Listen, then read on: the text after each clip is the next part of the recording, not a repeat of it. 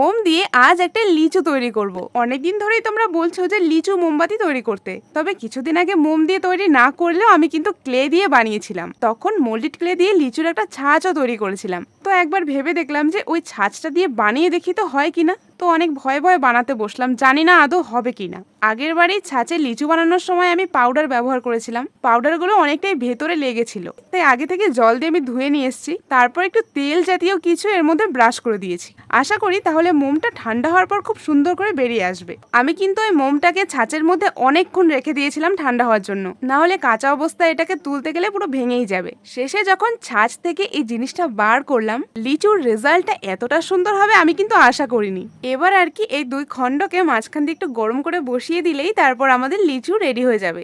আচ্ছা বলো তো, এই লিচু তৈরির প্রসেসটা তোমাদের কেমন লাগলো? আমার মনে হয় না এর থেকে কোনো সহজ প্রসেস আছে। যদি তোমরা কখনো বানাতে চাও তাহলে এরম করে বানিয়ে নিতে পারো বাড়িতে বসে।